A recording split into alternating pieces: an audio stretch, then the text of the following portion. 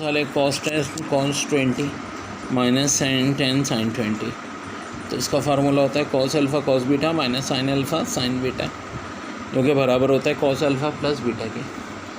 Alpha 10 है, beta 20 है, 10 + 20 cos 30, और cos 30 भाई सबको पता है √3/2 होता है। ठीक है जी, ये हमारा आंसर आ जाएगा। यहाँ भी बड़ा अच्छा सवाल है, sec x 10, ये यहाँ भी 3x हो गया। ठीक है, तो इसका इंटीग्रेशन चाहिए। देखो क्या sec का डेरिवेटिव आगे मौजूद है, बिल्कुल मौजूद है, 3 की कमी है। तो अगर यहाँ मैं 3 से मल्टीप्लाई करता हूँ तो यहाँ 1/3 भी लगेगा।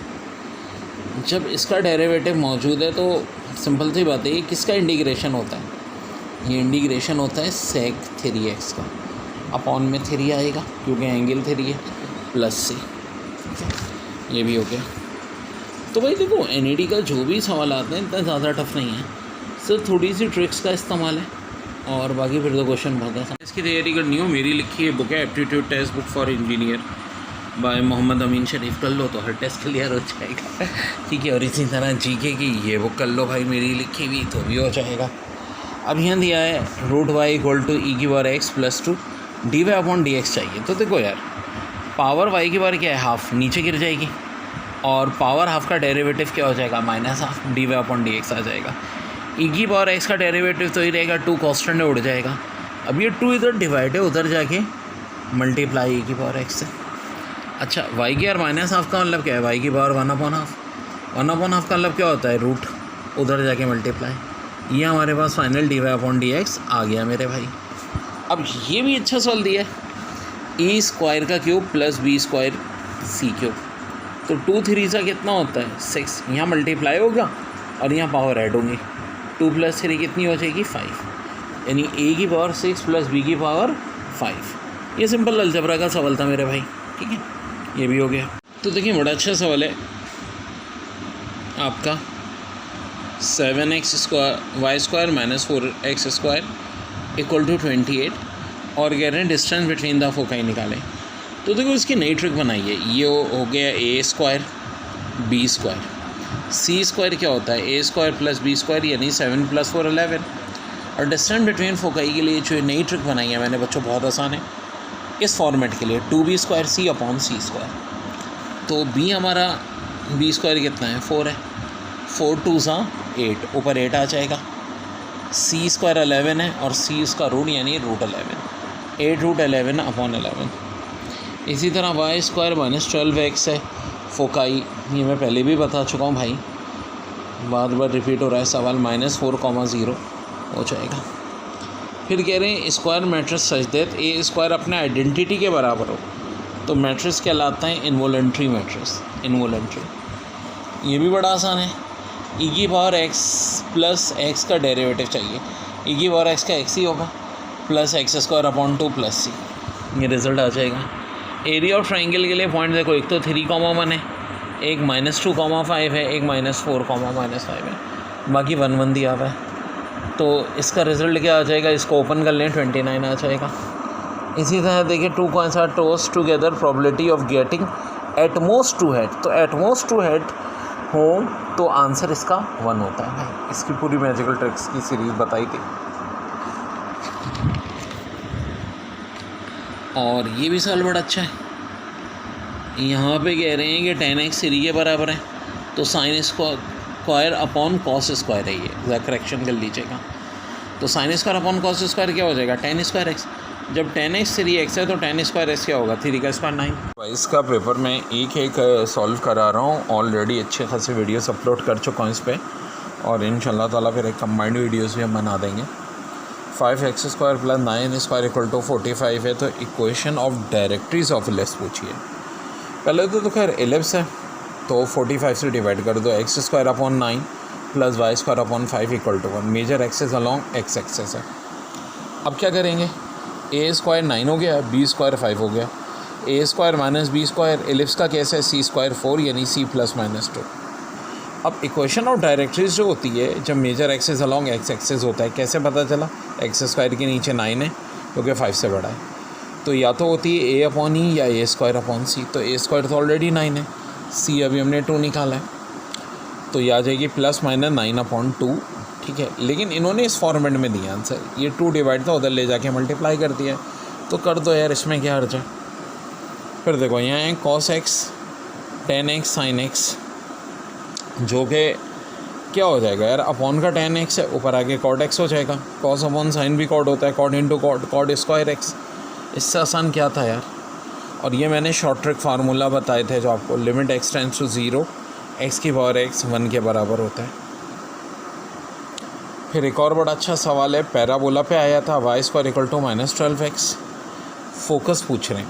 अब देखो ये फॉर्म हो गई y square equal to 4ax, तो 4a बराबर -12 के a -3 के, तो major axis along x axis है, तो फोकस होता है a,0, a की वैल्यू -3 आ गई, तो -3,0 is your answer. Circle is tangent to both x and y axis and as radius 1, then its equation is, तो इसमें ये वाला c हो जाएगा, x - y का स्क्वायर प्लस y - 1 का स्क्वायर इक्वल टू 0, और ax square plus bx plus c, a does not equal to 0, b greater than 0, b greater than 2√x। तो देखो अब ये जो 2 है ये कोई परफेक्ट स्क्वायर नहीं है, तो रूट्स क्या होंगी, रैशनल, इक्वल या रेल, तो ऑफ कोर्स रेल होंगी, ठीक है। बड़ा इंपॉर्टेंट फार्मूला है, n combination r -1 plus n combination r equal to n plus 1 combination r। इस फार्मूले का इस्तेमाल बहुत होता है। कराची यूनिवर्सिटी के टेस्ट में सवाल आया था 7 कम्बिनेशन 2 प्लस 7 कम्बिनेशन 3 किसके इक्वल था। लेट्स सी कि ये फार्मूला वैलिड हो रहा है या नहीं हो रहा। भाई n की जगह तो 7 है, बिल्कुल जी ऊपर n है, दोनों में कम्बिनेशन। r की जगह 3, तो यहाँ r -1 यानी 3 - 1 2 मौजूद है। और इस फार्मूले का आंसर आखिर क्या होता है, n प्लस 1 कम्बिनेशन r। तो भाई n अगर 7 है तो n प्लस 1 8 हो जाएगा, यानी कि इसका आंसर हो जाएगा 8 कम्बिनेशन 3।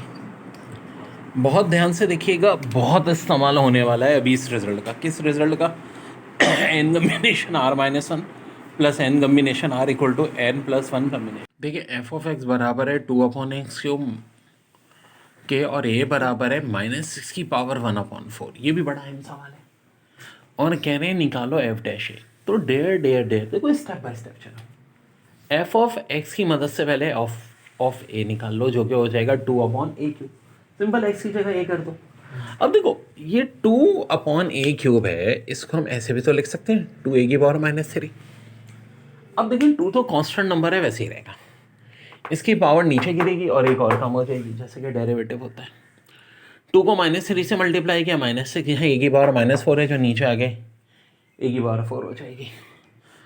अब आगे क्या होना है देखो, आगे बड़ी अहम बात है कि a की जगह हम पुट कर देंगे -6 की पावर 1/4। ये 4 वैसे ही 1/4 और 4 कैंसिल हो जाएगा, नीचे भी -6 ऊपर भी -6 कैंसिल होकर के बना जाए। अच्छा है, f(x) दिया है 1 + x + x² + s³ dash dash dash, f -1 कह रहे हैं निकालो। तो देखो सीधी सादी बात है, ये एक सीक्वेंस बनी हुई है जिसमें फर्स्ट टर्म 1 है, a 1 होता है, r होता है second term divide by first term, या third term divide by second term, common ratio को x आ जाएगा।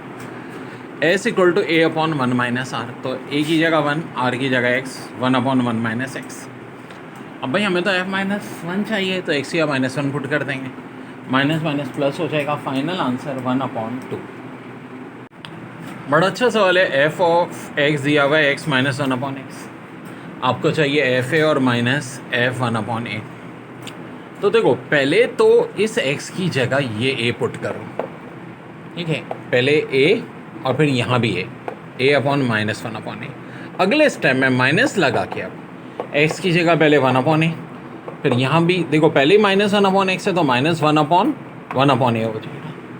अब मैथ्स के रूल के तहत ये तो देखो मैंने छेड़ा ही नहीं, यहाँ देखो ये -1/a, ये माइनस प्लस, और ये सबसे नीचे ऊपर चला जाएगा, a + a 2a, -1/a -2/a। अब देख लो आंसर किस फॉर्म में दिया हुआ है, एलसीएम लोगे तो कुछ ये वाली फॉर्म आ जाएगी। देखिए बड़ा अच्छा सवाल, for number s and t the operation is defined by st, s + 1 t - 1 ए -2 operation x equal to -12 then x equal to, देखो वो क्या रहा है, x की जगह हम पुट करेंगे -2, +1 है आपकी दफ़ा तो +1, यहाँ देखो t है, t की जगह x और t -1 था इक्वल टू -12।